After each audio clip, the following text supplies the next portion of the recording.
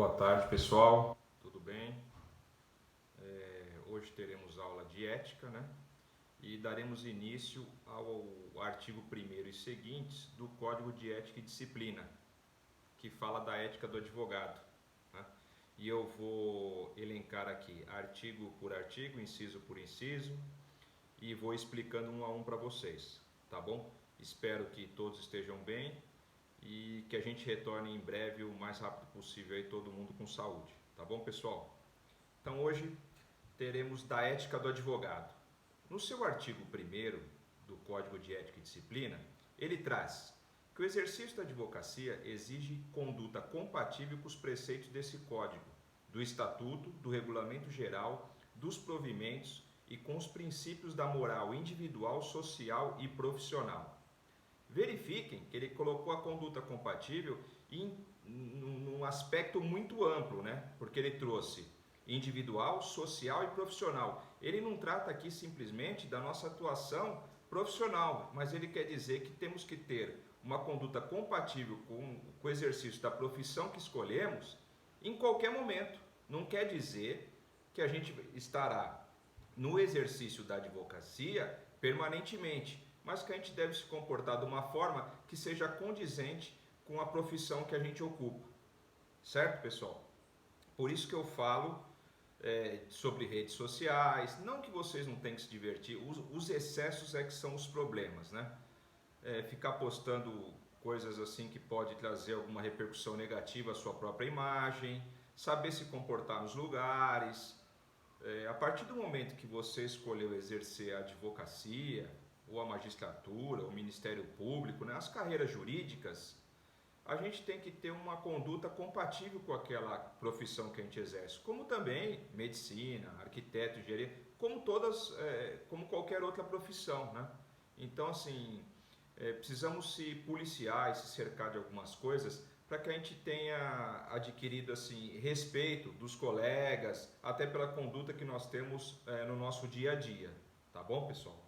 No artigo 2º, ele traz: o advogado é indispensável à administração da justiça, é defensor do Estado democrático de direito, dos direitos humanos e garantias fundamentais, da cidadania, da moralidade, da justiça e da paz social, cumprindo-lhe exercer o seu ministério em consonância com a sua elevada função pública e com os valores que lhe são inerentes.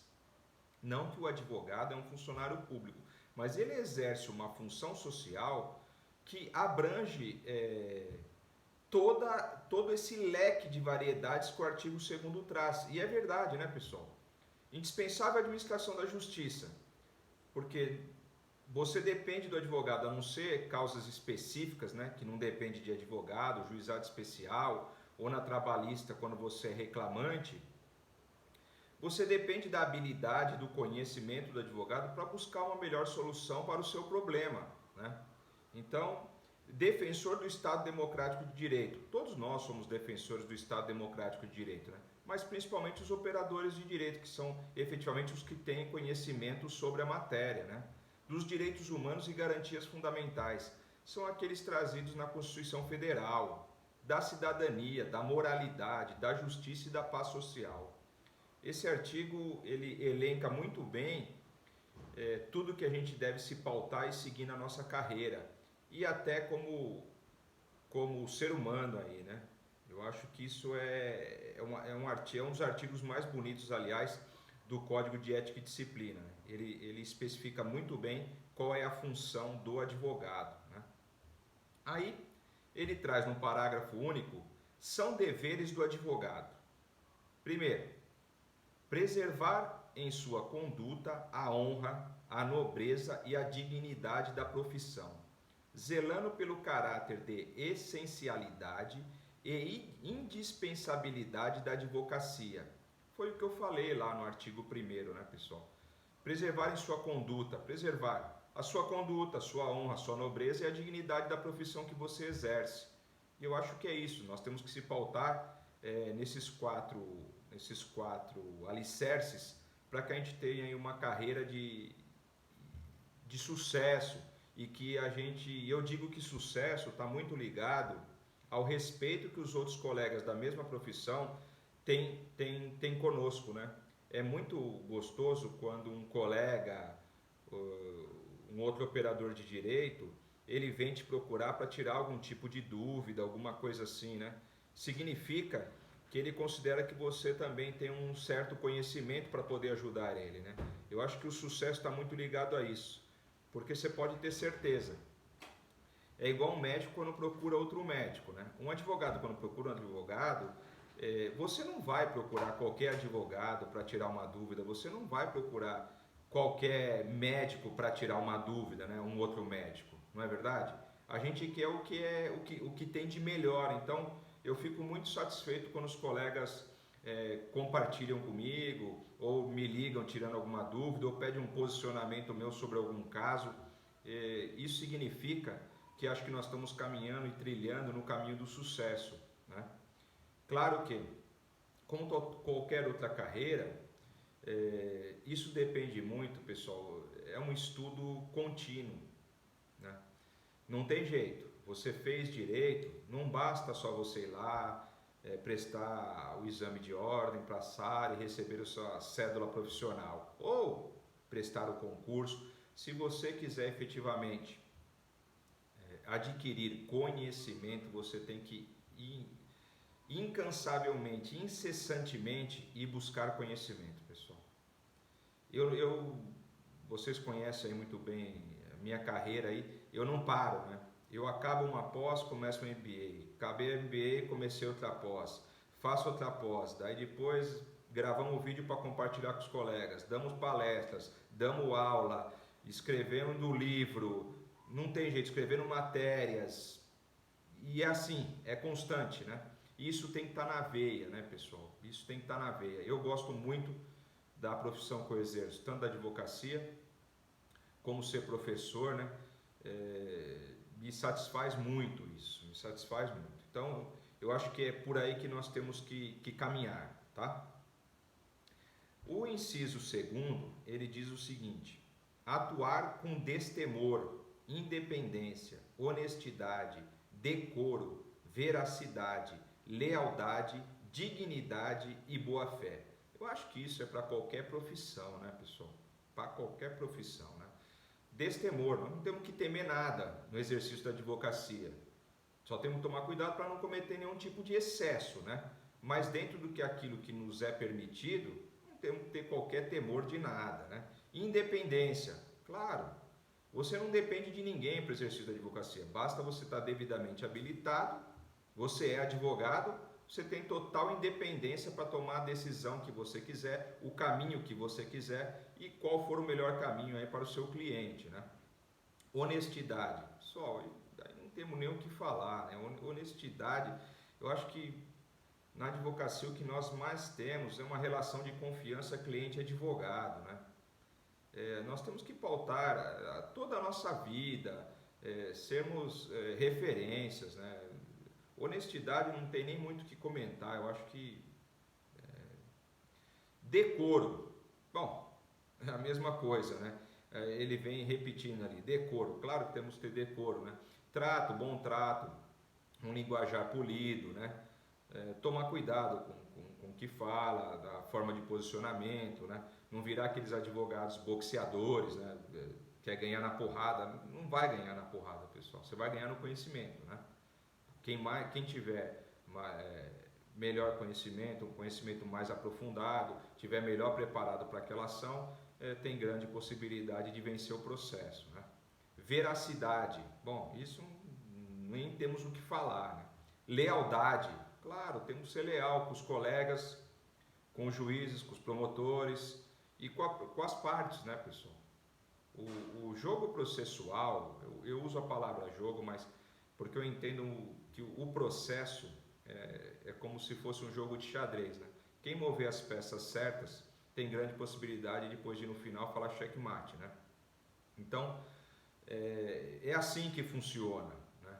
Mas isso não quer dizer que você tem que na calada da noite cometer, tem que ser leal com as partes, tem que ser leal com o seu cliente, tem que ser leal com o outro advogado, né? Eu acho que não cabe aqui deslealdade, né?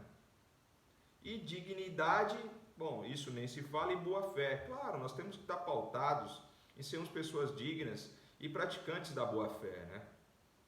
Fraudar coisas, só isso não condiz com a profissão que nós escolhemos, né? A boa fé eu acho acho não, tenho certeza que tem que ser pautado para a nossa vida toda, né? Como todas as outras aqui, tá? O inciso terceiro, velar por sua reputação pessoal e profissional. Verifiquem que diversas vezes o código ele vem trazendo de reputação pessoal, ele não se preocupa simplesmente com a condição profissional. Por quê? Uma coisa reflete na outra, pessoal. Eu vou dar um exemplo bem prático para vocês. Se você é frequentador, por exemplo, de um clube esportivo, do bairro, alguma coisa assim, né? Você é sócio de algum clube aí. Nesse clube você tem um grande rol de amizades. Com certeza, nesse rol de amizades vão ter engenheiros, médicos, outros advogados, né? E aí um belo dia se reúne todo mundo lá no restaurante do clube e você vai lá e enche, exagera na bebida alcoólica e a gente sabe, quando você passa de um certo limite você perde a referência efetiva ou o controle total do que você está fazendo, né? Você acha que aqueles colegas que estavam ali partilhando, o dia que eles vierem a ter algum tipo de problema, lembrando dessa palhaçada que pode acontecer aí, se você exagerando na bebida, porque não estava no controle total da situação, vai te contratar? Você acha que é dessa forma que você vai adquirir respeito, você vai zelar pela sua reputação pessoal? Você acha que se você, voltando lá no clube, vamos dizer que vai ter um sorteio para algum tipo de esporte, alguma coisa, e você frauda o sorteio e fica todo mundo sabendo? Se você faz parte do conselho do clube e você comete alguma falta grave, você está exercendo a advocacia naquele momento? Não. Mas você não concorda que você gerou uma mancha ali na sua reputação pessoal, ali naquele local? Você acha que as pessoas vão te contratar? Pessoal, a gente sabe que a advocacia ela é de boca em boca. Nós não podemos fazer propaganda, o que nós podemos é publicidade. Eu já falei isso numa outra aula. Então assim, quem que indica os clientes? Cliente indica cliente, não é isso? Se você é uma pessoa que é referência para várias pessoas, você concorda que quanto maior for seu círculo social, maiores serão as possibilidades de alguém te indicar uma demanda, fazer uma contratação sua? Por isso que eu falo, vamos pautar aí pela nossa reputação pessoal. Profissional, então, nem o diga, né? Mas assim, eu acho que tudo parte da reputação pessoal para alcançar a reputação profissional. Porque verifica, eu já estou advogando há quase 20 anos aí, ou mais, né? De 20 anos. Quantas vezes pediram meu currículo para fazer uma contratação minha? Só as licitações. Ou multinacional, que às vezes você está concorrendo uma licitação interna. Pessoal, o cliente não olha isso de cara. Depois que você pegar o cliente, criar uma relação advogado-cliente, é que você vai ter que comprovar o seu conhecimento, a sua capacidade técnica, mas até ali, alguém chegou ali, alguém disse a alguém, mediante a sua reputação pessoal e profissional. Uma coisa está ligada à outra. Não é que na vida pessoal podemos sair aí fazendo o que quisermos. Não é assim não. Temos que estar pautado na nossa reputação pessoal e profissional. Não envolver nosso nome em nada que seja duvidoso. Sabe aquele ditado que os avós diziam? Olha com quem tu andas que eu te direi quem tu és. Pessoal, é isso. Entenderam? No quarto, ele diz: empenhar-se permanentemente no aperfeiçoamento pessoal e profissional. É o que eu falei. Você fez direito. É estudar o resto da vida. Não tem outro caminho. Não tem outro caminho. Pode pesquisar aí. Eu tenho muitos colegas aí que são professores, escrevem livros. Verifiquem aí os grandes advogados, a carreira dos grandes advogados, pessoal. Não tem novidade. Todos eles estudaram muito, permanentemente se atualizando, palestras, escrevendo livros, dando pareceres, e daí vai. Não para. Isso não para. Não para mais. Até a hora que você se aposentar. Não para mais, pessoal. Então, ele trouxe ainda aqui o código dizendo que empenhar-se permanentemente no aperfeiçoamento pessoal e profissional. E eu acho que é esse legado que nós devemos deixar, né, pessoal? Até para a nossa família, para os nossos alunos, para os nossos colegas, né? Eu acho que é por aí mesmo, tá? No quinto, ele traz contribuir para o aprimoramento das instituições, do direito e das leis. Contribuir de que forma, pessoal? Criando jurisprudências, decisões novas em processos de matérias novas, estudando para caminhar. A gente sabe que a lei, ela não é, ela tem, quantas vezes nós já verificamos, por exemplo, que o Supremo, por exemplo, mudou o entendimento dele sobre alguma matéria. Isso é um aprimoramento das instituições, do direito e das leis. Por quê? Depende do momento que nós estamos vivendo, nós temos que se aprimorar ali nas decisões. Verificam que o que era comum lá atrás, hoje não é comum. Verifica que o que não existia lá atrás, hoje existe. E hoje as coisas estão funcionando e mudando muito rápido. Já perceberam isso? Muito rápido. A internet, os meios digitais, pessoal, é uma coisa dinâmica demais. O que é lançamento hoje, amanhã já não é, já ficou velho. Nós nunca temos alguma coisa de ponta, a não ser naquele dia que nós compramos, percebeu? Lançou alguma coisa nova, amanhã o outro lança outro.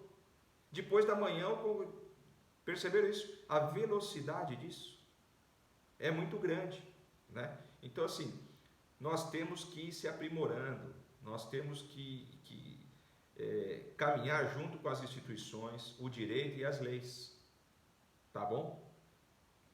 O sexto diz, estimular a qualquer tempo a conciliação e a mediação entre os litigantes, prevenindo sempre que possível a instauração de litígios.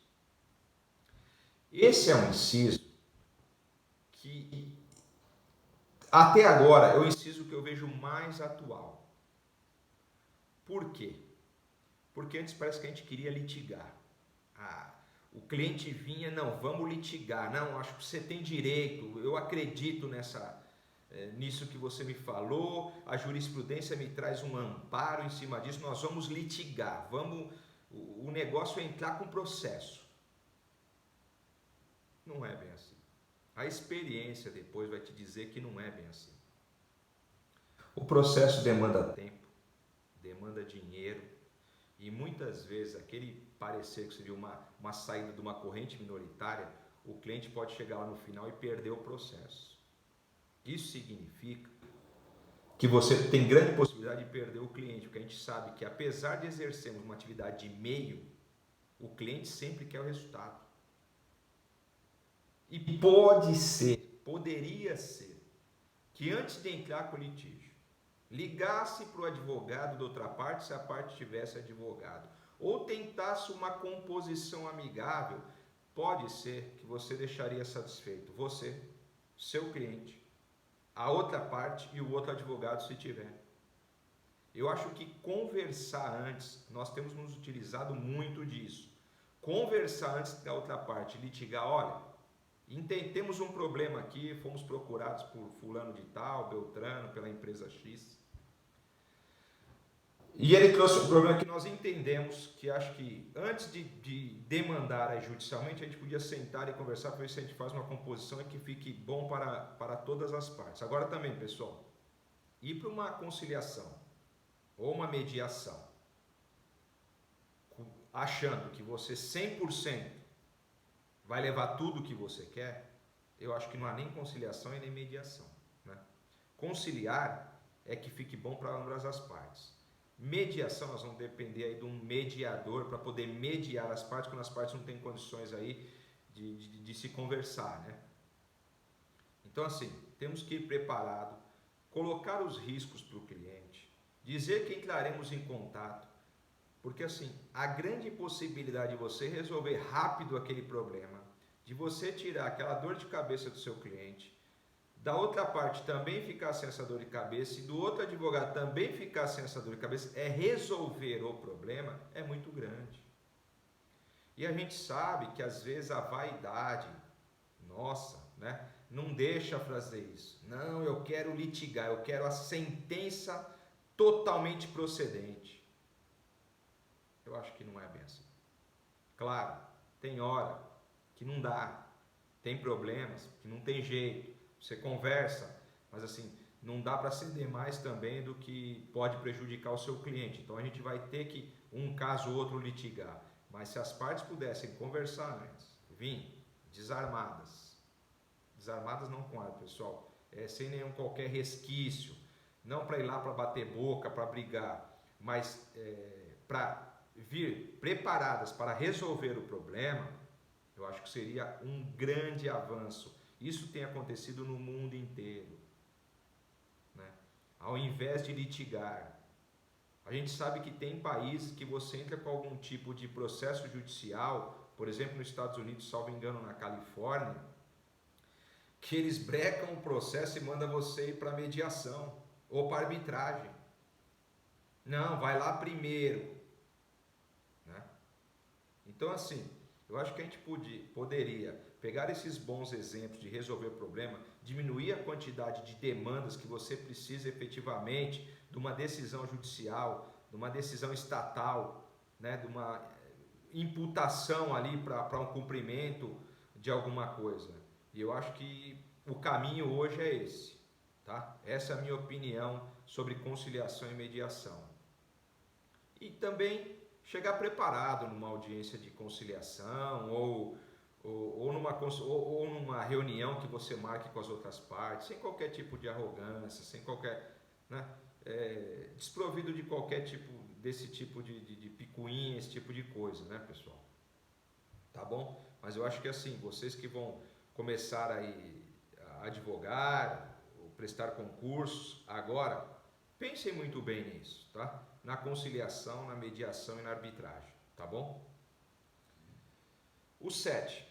Desaconselhar lides temerárias a partir de um juízo preliminar de viabilidade jurídica. Pessoal, eu acabei de falar ali, tem vezes que nós somos procurados e tem lide que é extremamente temerária, né? E assim, já ocorreram algumas coisas oportunistas que a gente ficou sabendo. Não sei se vocês lembram quando iam criar uma hipótese de devolução dos 5 anos de assinatura da telefonia, né?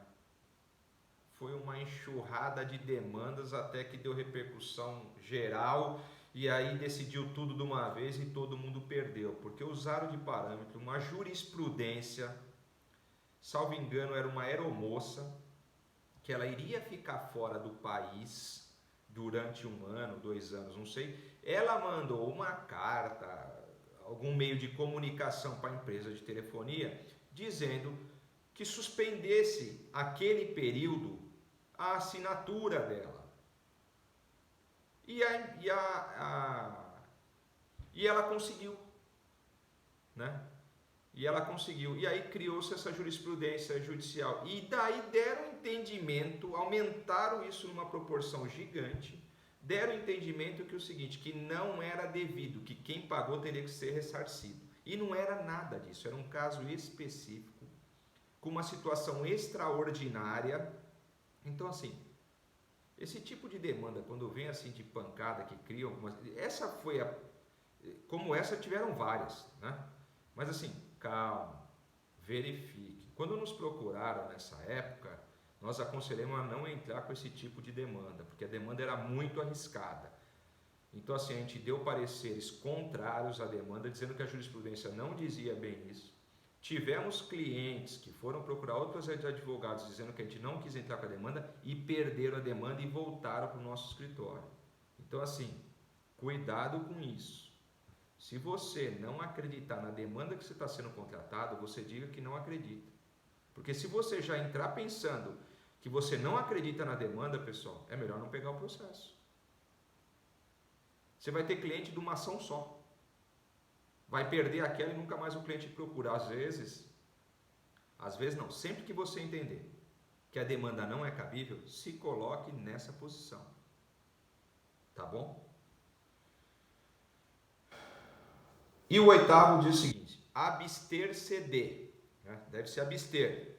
Letra A: utilizar de influência indevida em seu benefício ou do cliente. Pessoal, nós circulamos no meio jurídico, né? Então, advogados conhecem promotores, promotores conhecem juiz, juiz conhece advogado, advogado conhece desembargador, ora o ministro deu aula para você na faculdade ou na pós-graduação ou foi seu orientador. Se utilizar disso, primeiro que eu acho assim, é uma coisa tão vexatória, tão pequena, né? Você ligar para um amigo ou alguém que esteja ocupando uma outra função, alguma coisa, uma influência, é você se utilizar de uma influência indevida, né? Que é justamente o que diz. Gente, eu acho que você tem que ter vergonha na cara, primeira coisa, né? Ligar para saber se a pessoa está bem, como é que está a família, vão marcar um jantar, mas esse tipo de coisa,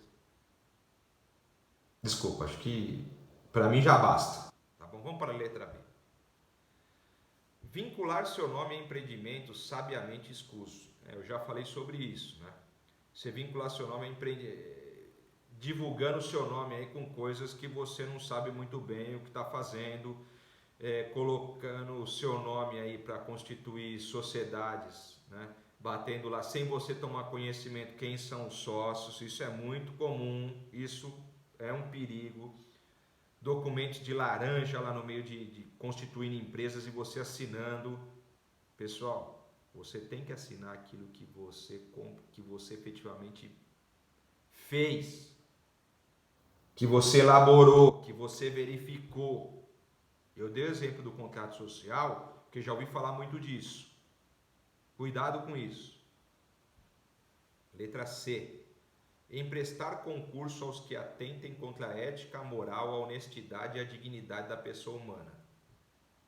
Pessoal, nós podemos advogar para qualquer pessoa, mas nós não podemos cometer o crime junto com o nosso cliente.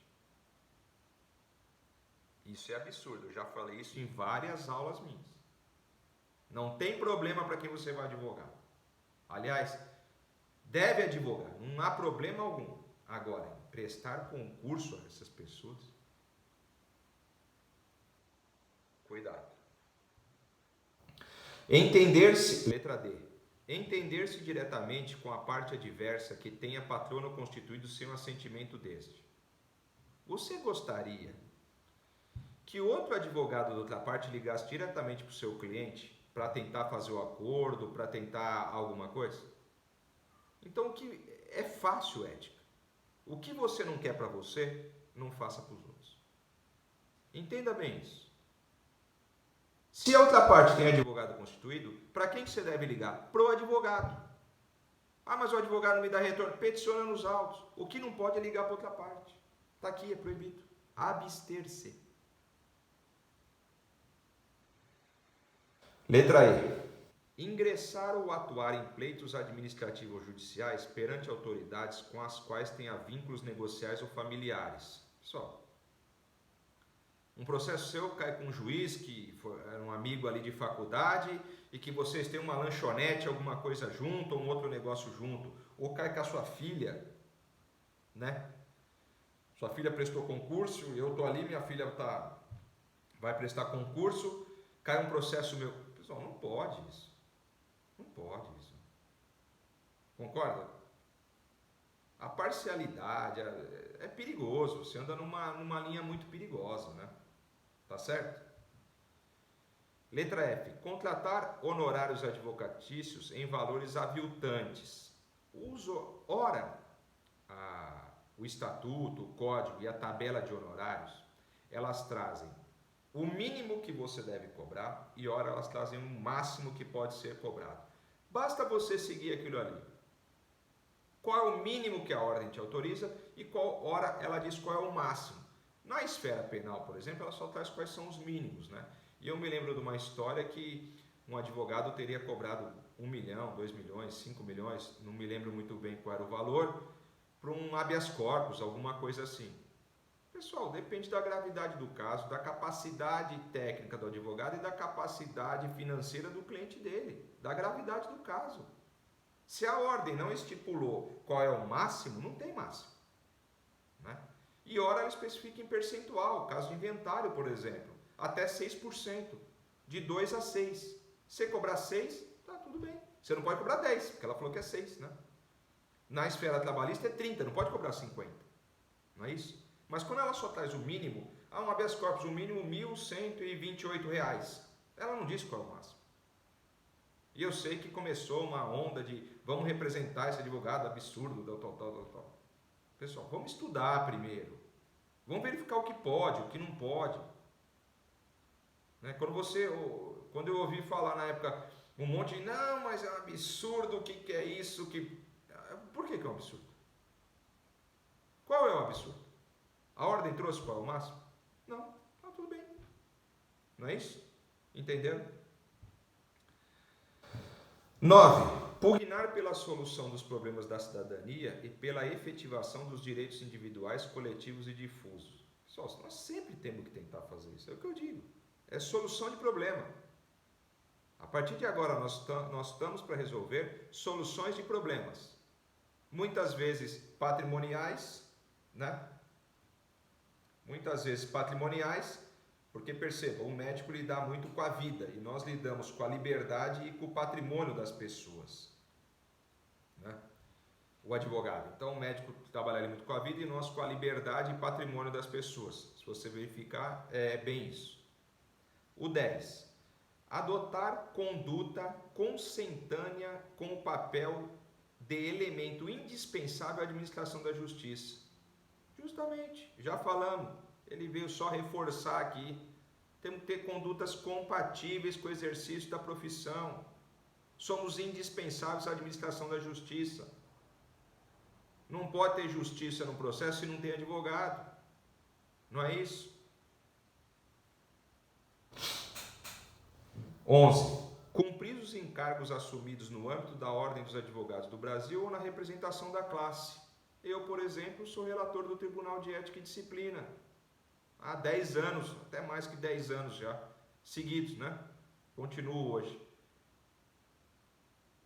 Os encargos assumidos aí no âmbito da ordem, gratuitamente, ninguém ganha nada lá. Gratuito, você vai lá prestar um serviço à nossa classe. 12. Zelar pelos valores institucionais da OAB e da advocacia. Se nós que somos advogados, que estamos vinculados a esse órgão de classe, não zelarmos pelos valores institucionais, aí então eu não sei mais o que...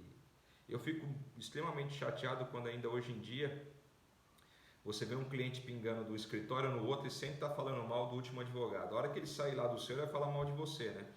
E eu também fico muito chateado quando eu percebo quando um advogado, para o outro advogado pegar o cliente, ele fala mal do antecessor, daí o outro fala mal do outro, o outro fala mal do outro, o outro fala mal do outro, e você verifica o seguinte, tem demandas aí que já passaram na demanda 10, 12, 15 escritórios de advocacia. Será que o problema são os advogados?